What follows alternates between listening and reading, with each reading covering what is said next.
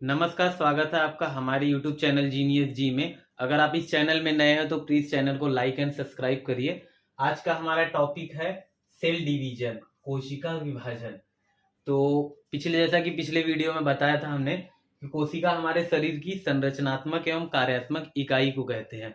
मतलब अगर हमारे बॉडी का पार्ट करेंगे, जैसे ये हमारी बॉडी है, अगर इसको पार्ट बाय पार्ट में करेंगे, सबसे जो छोटा पार्ट रहेगा ना वह कोशिका होता है, सेल्स।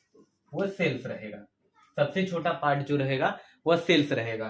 तो पिछले वीडियो में मैंने बताया भी था कि सेल्स, बहुत सारी सेल्स मिलके टिश्यू को बनाती है। टिश्यू मतलब ऊतक, सेल्स मतलब कोशिका। बहुत सारी सेल्स मिलकर कोशिका मिलकर टिश्यू को बनाती है। और बहुत सारे टिश्यू मिलकर के हमारे बॉडी ऑर्गन को बनाते हैं।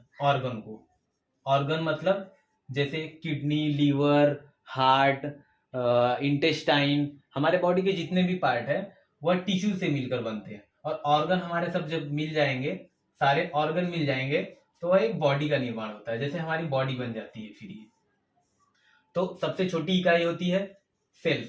कोशिका, बहुत सारी कोशिका मिलके टिश्यू को बनाएंगे, और बहुत सारे टिश्यू मिलकर के ऑर्गन को बनाएंगे, और ऑर्गन बहुत सारे मिलके पूरा बॉडी को बनाएंगे। तो इसके लिए सेल डिवीजन बहुत जरूरी होता है। तो अभी सेल डिवीजन देखते हैं, कोशिका विभाजन क्या होता है। तो यहाँ पे दिया हुआ, जैसे एक कोशिका खुद को विभाजित करके कई नई कोशिकाओं को जन्म देती है। मतलब एक कोशिका जो होती है वह डिवाइड होके, डिवीजन करके, अपना कोशिका का डिवीजन होके बहुत सारी कोशिकाओं को जन्म देती है। उसे कोशिका विभाजन कहते हैं। जैसे मान लीजिए एक ये कोशिका है, इसका डिवीजन हुआ, 2 कोशिका बनी। फिर यहां से डिवीजन हुआ, 3 कोशिका बनी, 4 कोशिका बनी। ऐसे करके एक कोशिका, बहुत सारी कोशिका डिवीजन होके बहुत सारे कोशिका बनेंगे। उसके बाद टिश्यू बनेंगे, उसके बाद ऑर्गन, और उसके बाद बॉडी। तो कोशिका विभाजन क्यों जरूरी होता है?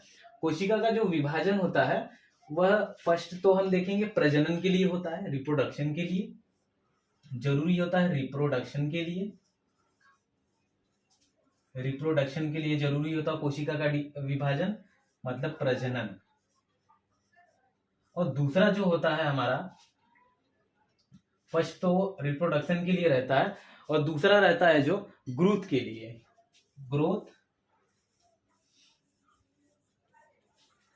Growth and development.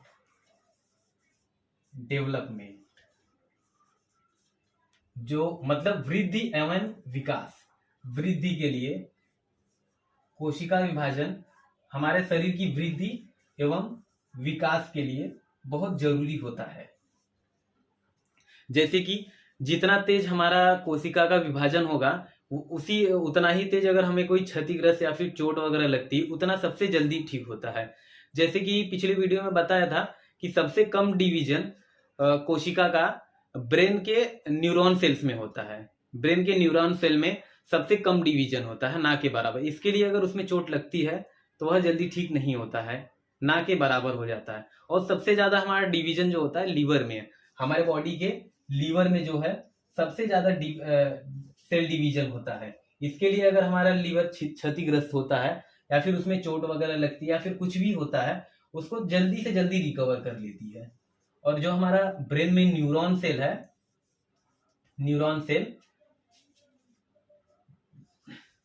इसमें सेल डिवीजन नहीं होता है, इसमें डिवीजन जो है नहीं होता है।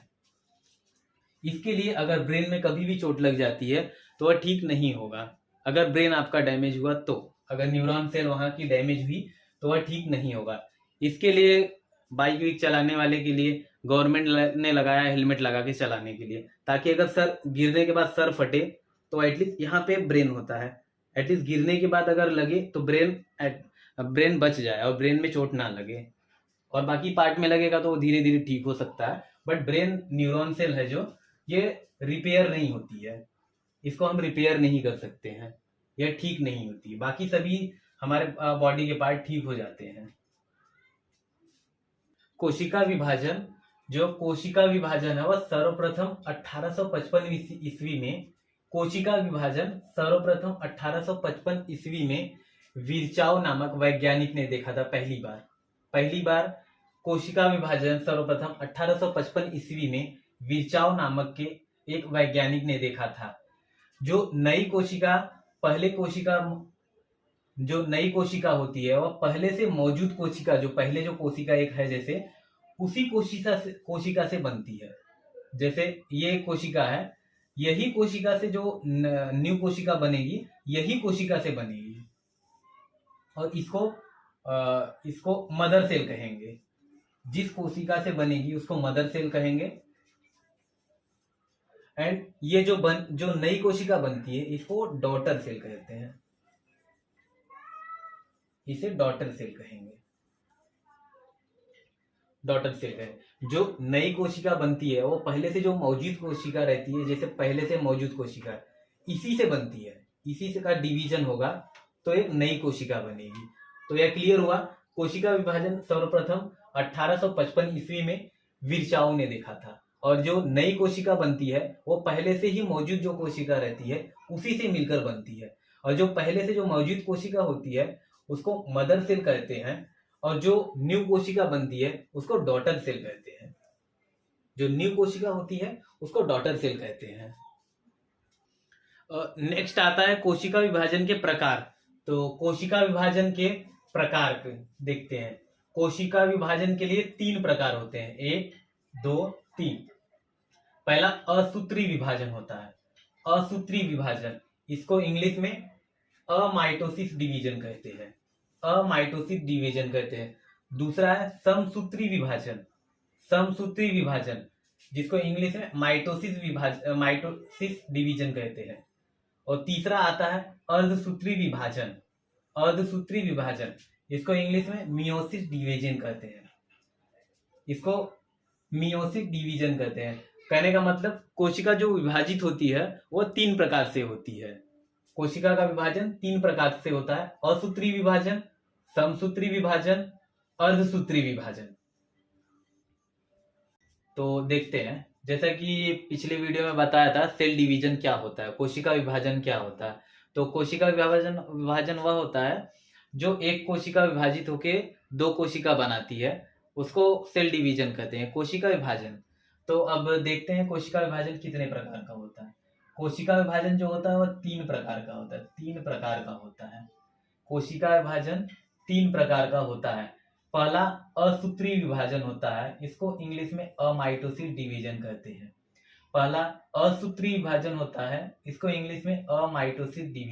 हैं। एंड दूसरा आता है समसूत्री विभाजन, माइटोसिस डिवीजन। और तीसरा आता है अर्धसूत्री विभाजन, मियोसिस डिवीजन। तो इसके बारे में थोड़ा बताते हैं। असूत्री विभाजन जो होता है वह प्रोकैरियोटिक जीवों में होता है, जो कि एक कोशिकी होते हैं। एक कोशिकी जीव होते हैं, प्रोकैरियोटिक जीव में होता है, एक कोशिकी जीव में होता है। एंड बैक्टीरिया जैसे कि एक कोशिकी जीव जैसे कि अमीबा, बैक्टीरिया, यह सब एक कोशिकी जीव होते हैं। तो इसमें असूत्री विभाजन होता है। तो फिर से देखते हैं, असूत्री विभाजन होता है प्रोकैरियोटिक जीवों में, एक कोशिकी जीवों में, बैक्टीरिया में, अमीबा में। तो यह असूत्री विभाजन होता है इन सभी में। और सेकंड आता है समसूत्री विभाजन, माइटोसिस डिवीजन। तो माइटोसिस डिवीजन कायिक कोशिकाओं में होता है।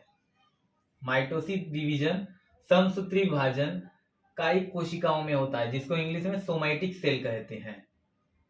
जो कि जैसे कि हमारा शरीर होता है, हमारे शरीर में घाव का भरना, कटे फटे अंग को रिपेयर करना, यह सोमैटिक सेल के विभाजन से होता है। जो हमारी कायिक कोशिका होती है, इसके डिवीजन होने से हमारे शरीर में घाव का भरना, कटे फटे या जले अंग का फिर से ठीक होना वह दिखाता है। जैसे हमें अगर कोई चोट लग जाती है, एक चोट लग गई है यह धीरे धीरे धीरे होके ठीक होगा। तो यह घाव का भरना या फिर जले या कटे अंग को ठीक करना, यह कायिक कोशिका मतलब सोमैटिक सेल के डिवीजन से होता है। और तीसरा आता है अर्धसूत्री विभाजन, इसको इंग्लिश में मियोसिस डिवीजन कहते हैं। मियोसिस डिवीजन, यह डिवीजन जनन कोशिकाओं में होता है, रिप्रोडक्टिव में यह जनन कोशिकाओं में होता है। यह जो अर्धसूत्री मियोसिस डिवीजन है, यह जीवन की उत्पत्ति करता है, यह जीवन की उत्पत्ति करता है। जैसे मेल में स्पर्म एंड फीमेल में ओवम। जो अर्धसूत्री विभाजन होता है, मियोसिस डिवीजन जिसे इंग्लिश में कहते हैं, यह जनन कोशिकाओं में पाया जाता है, इंग्लिश में रिप्रोडक्टिव, एंड यह जीवन की उत्पत्ति के लिए जिम्मेदार होते हैं। यह जब मियोसिस डिवीजन अर्धसूत्री विभाजन होता है तो इसमें जीवन की उत्पत्ति होती है। तो मेल में जैसे स्पर्म होता है, स्पर्म सेल, एंड ओवम में एंड फीमेल में ओवम सेल होते हैं। तो अभी नेक्स्ट आता है हमारा, अभी एक एक करके बारी बारी से हम देखते हैं। असूत्री विभाजन, समसूत्री विभाजन एंड अर्धसूत्री विभाजन।